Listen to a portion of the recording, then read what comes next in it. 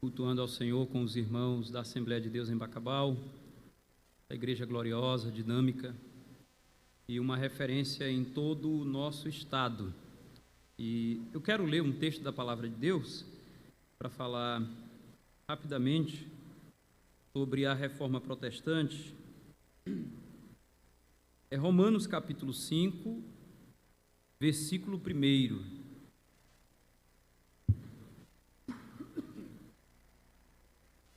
Romanos 5, 1.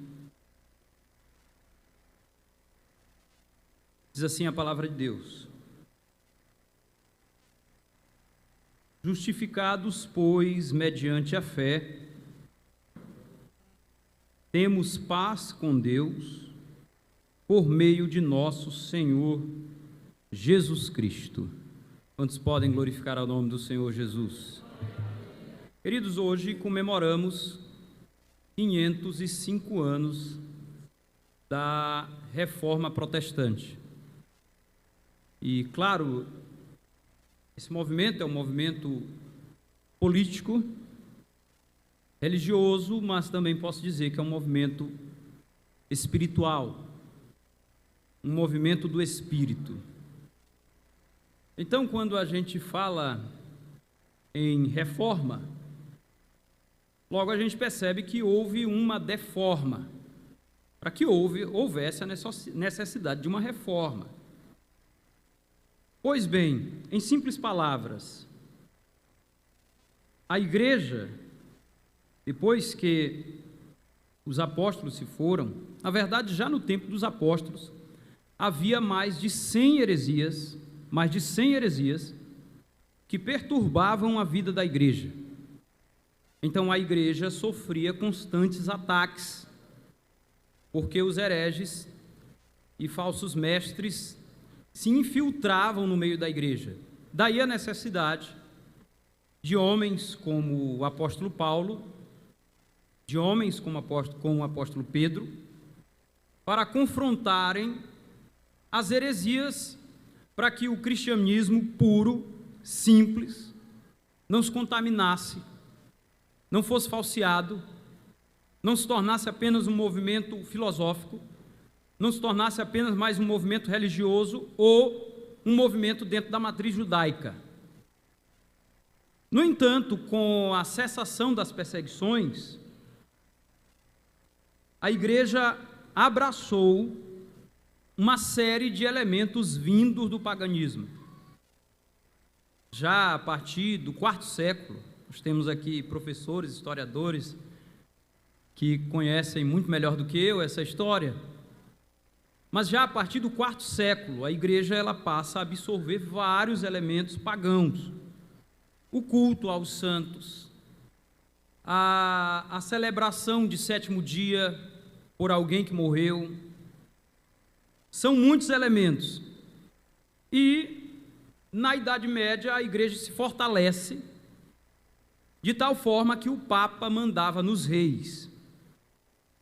Então, com o chamado Renascimento, há um despertar, porque quem é das artes percebe que precisa de liberdade para fazer arte. Os reis percebem que precisam de liberdade para governar, mas a Igreja Católica mandava em tudo. Aí já era a Igreja Católica.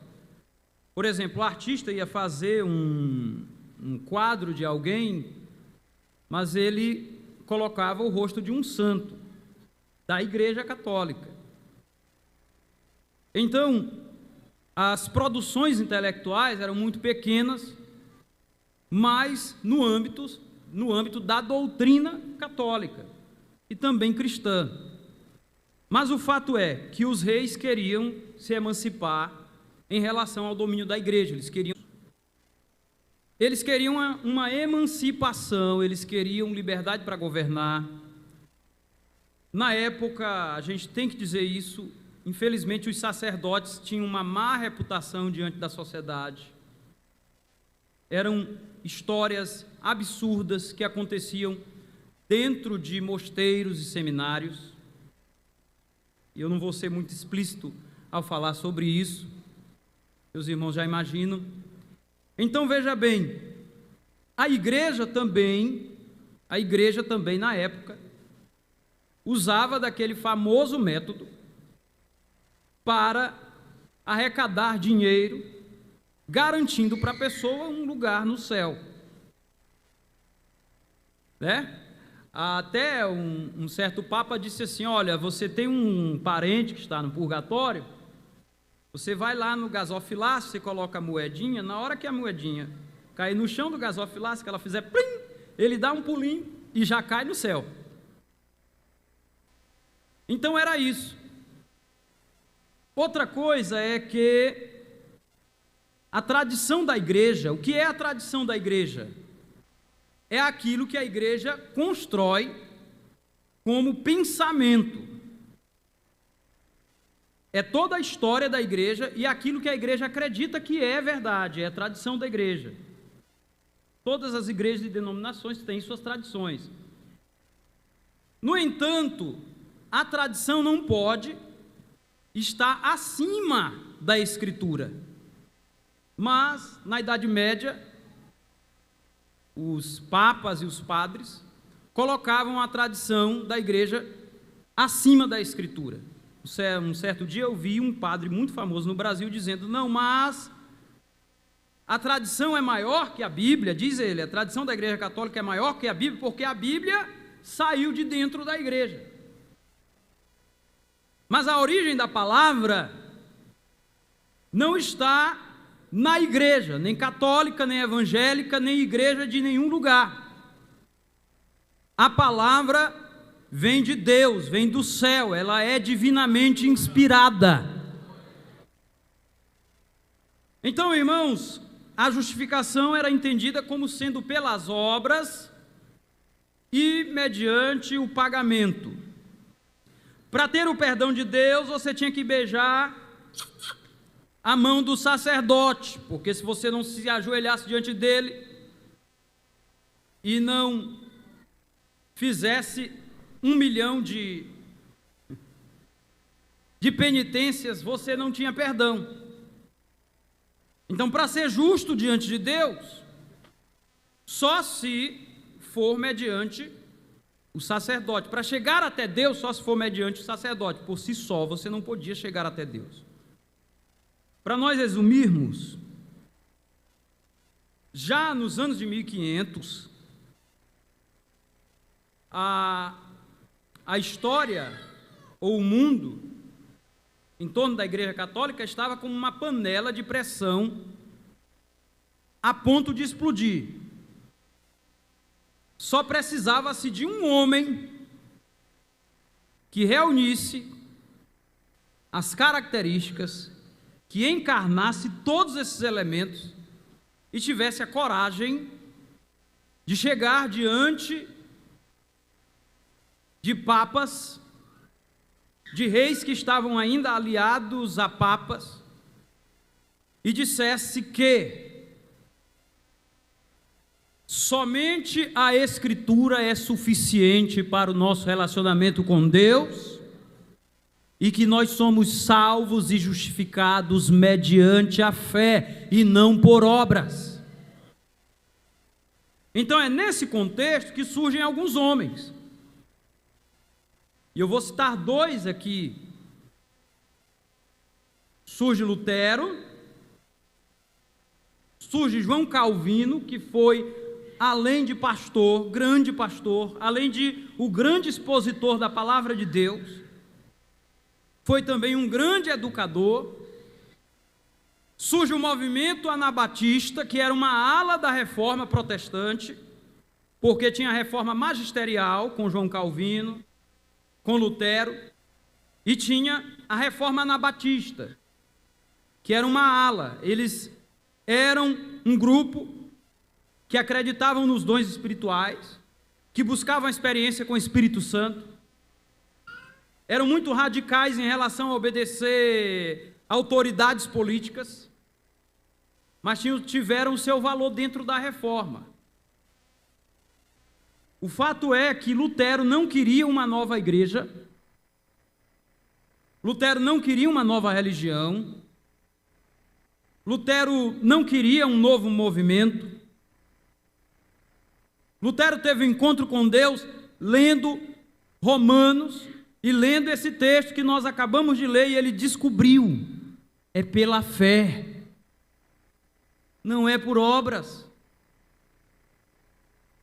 Não depende daquilo que eu faço simplesmente. Depende simplesmente daquilo que eu creio. Então, se eu creio que o sangue de Jesus me purificou de todo o pecado, eu estou purificado de todo o pecado.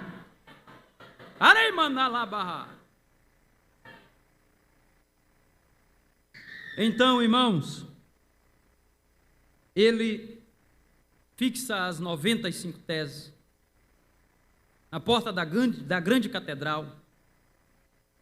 Ele é chamado para encarar as grandes autoridades católicas. E ele diz assim: provem-me segundo as Escrituras. Se vocês me provarem de acordo com as Escrituras, eu abro mão de tudo o que disse.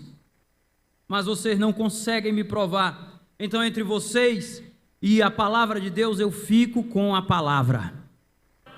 Eu fico com a palavra. E nós, irmãos, somos pentecostais, somos protestantes, mas apesar da distância cronológica, a distância de tempo, apesar dos períodos históricos diferentes, mas nós somos herdeiros da reforma. Nós cremos que somente as Escrituras, somente a fé, somente Cristo, somente a graça são suficientes para caminharmos até o céu de glória, para vivermos em santidade, para vivermos em temor. E nós cremos que toda a glória não deve ser dada a homem algum, não deve ser dada a homem nenhum, por mais célebre que ele seja.